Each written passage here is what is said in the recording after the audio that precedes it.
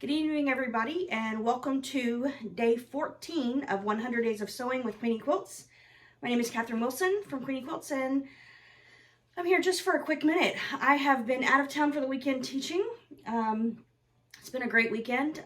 It was really nice to see classes getting back to full size as people have gotten vaccinated and can come into class and all that stuff, so it was really exciting. It was a really great weekend. But as a result, I'm home a little late, or later than I expected. And so I'm just getting around to getting this video together. So I'm just going to do a quick walkthrough of a few new things I acquired on my travels. So I got, as you probably know, I made a commitment to, and I've been doing fairly well with, trying to really use my stash, making an active plan to use the fabrics that I already own and only buying things to complete existing projects, to finish them off, or because I don't have certain colors or certain things that are needed for variety or to finish a project. So I talked a little bit last week about how few light scraps I have as compared to dark scraps.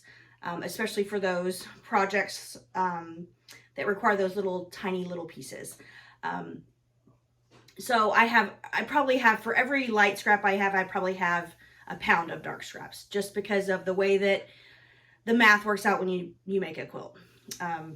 So that's kind of, those lights are probably the only thing that I'm really looking for in terms of when I'm in a fabric shop and want to go shopping.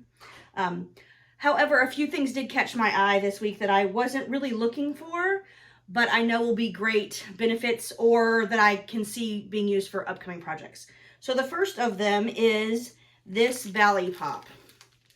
So this Bally Pop is called Over the Rainbow. It is by Hoffman. So it's 42.5-inch strips. And the reason I really loved it is because it has a huge selection of those really light, so white-ish, or creamish or light grayish backgrounds with a little bit of color. So there's like one that has a little bit of orange and yellow, one that has blue polka dots, one that is light pink with light pink and darker pink polka dots, a white with purple, another white with turquoise, and then a white with, it looks like multicolors. I haven't opened it, so I can't actually show you what it looks like. But I will, when I do open it, I will show you what it looks like. And then I also got this one that is called Hello Hydrangea, which is, of course, my favorite color, purple. And again, same situation. It has a ton of lights in it. And so I have a project on the short-term horizon that I knew I was going to need quite a few lights for, and that is Spice Rack by Judy Niemeyer. So this is the pattern, and I'm hoping to start it next Monday. So it uses 2.5-inch strips and then some dark, I call them lead lines because to me it looks like stained glass. So this is similar, although the units aren't the same, but it's similar in construction and style to the Moroccan Courtyard that we worked on last week. So, but I'm just really excited to do it sort of in a rainbow of primary colors with some lights. But for these, you need light, medium, and dark in each row, in each block set. So, whereas Moroccan Courtyard was just 2 colors, well, 1 color per block set, and then you gradated the colors to one another. So I still haven't read the instructions on this one in detail other than what the fabric requirements were, but to me it looks like you make 2 blocks of each of the color sets and then you put them with a friend that's similar. So I'll go through this in more detail and figure out exactly what I'm going to need, but I'm definitely going to be doing the colorful rainbow for this one.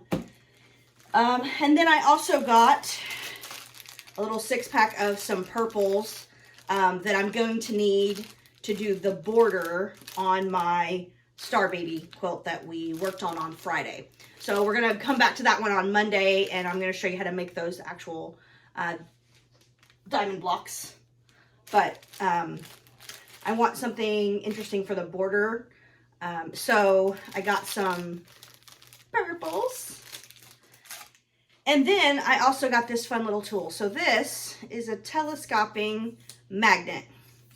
And this is because I'm getting old. Let's be honest here. I'm getting old, and I'm too lazy to go and get the pens off the floor. And I dropped a whole bucket of pens on Friday, and I literally spent like half an hour on my hands and knees on the tile floor in the studio trying to get all the pens. I thought I had them all, put everything away, and then found some more later when I ran the vacuum. So they had this. I've never seen one this long. I've seen them like that were like this big. So like, I don't know, that's like 8 inches maybe. But this one telescopes all the way to 24. So I can literally touch the floor when I'm standing. Okay, I am short, so it's easier than if you were 6 feet tall. But, you know, it does touch the floor. So I'm kind of super excited about that. So anyway, so those are my purchases for the week. Or the weekend, I guess. Again, it was a great weekend, and it was so nice to see people back as people have gotten the vaccine and been able to come back out. As you know, in the quilting world, we are, in general, kind of in an at-risk category. Most of our demographic is in those categories that are at risk. So we've been seeing, you know, if we were having classes at all, you're having 3 or 4 students. It was really nice to see everybody back, and it was just nice. So it was a great weekend. So on that note, I'm going to say goodnight. I will see you guys back here tomorrow for Star Baby, and a very busy week that we have planned here on in the studio. It's just one of those weekends that you feel inspired to do a bunch of things and make lists that there's no way you can get it done in a week, but we're sure going to try. So anyway, I will see you guys tomorrow. I hope you have a great night. Hope you had a great weekend. And yeah, let me see what you guys got if you went shopping this weekend, because I was very naughty, but it was so much fun. Anyway, I'll see you guys later. Have a great night.